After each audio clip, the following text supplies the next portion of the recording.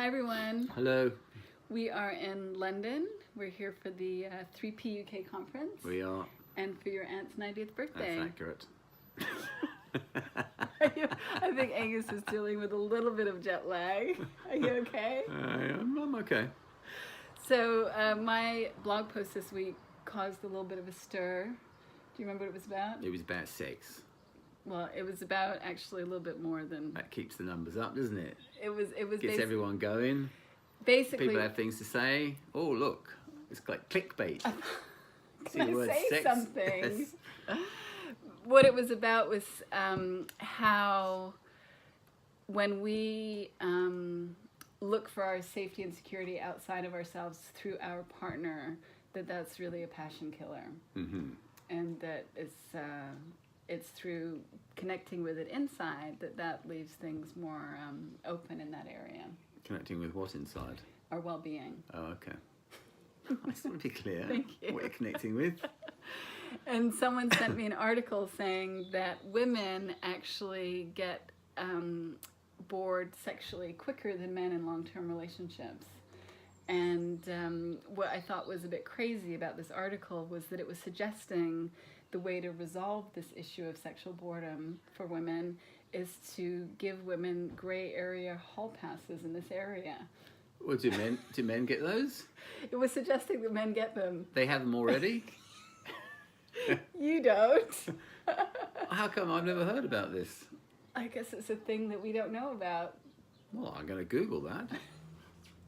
That wasn't in our prenup. No, but what I was saying is that it doesn't really address the issue because... Not that we have a prenup, but if we did, right. That's something to consider. But if you try to resolve an issue that's really a state of mind issue through hall passes, basically you're going to have to keep upping the ante to keep the interest there. You are. So you look so happy about that. Well, because it could start off life with maybe a porn magazine and could end up in some seedy Soho squat with a dominatrix. That's where my mind would go. I guess it could. But I see your point. It's you just would have to keep upping the ante, because if boredom was a factor and boredom was the reason why you got the hall pass in the first place, that's where ultimately things would end up. You would just keep having to up the ante. You're right.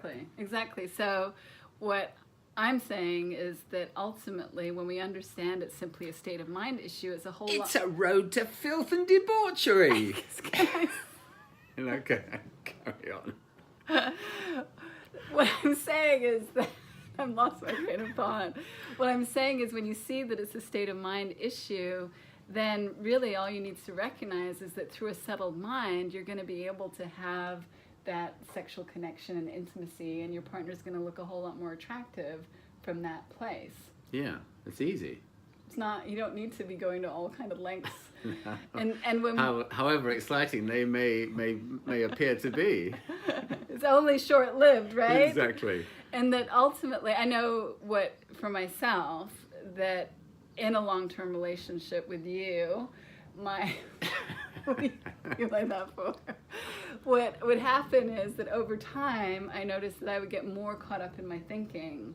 And so it would be harder for me to kind of get settled and sort of get into the mood, shall we say, because I was so caught up. And so I think that's a reflection of me having a stirred up mind. And if I thought that meant I needed to have a hall pass, who knows where that was going to take me. Who knows where that would go. But ultimately, what makes a huge difference is when I'm able to, be in a more settled state of mind, then it's a game changer. Right. I wonder who has those hall passes. Oh no, what have I started? Probably those politicians who end up hanging from the rafters by their tie with an orange in their mouth. It's a recipe for disaster. Are we putting this down to your jet lag? What are you saying? I'm just saying, it's not a great concept. Okay. You didn't have to go to those lengths. Okay. All right, everybody. Well, try to wipe that from your memory. Have a great weekend. Bye.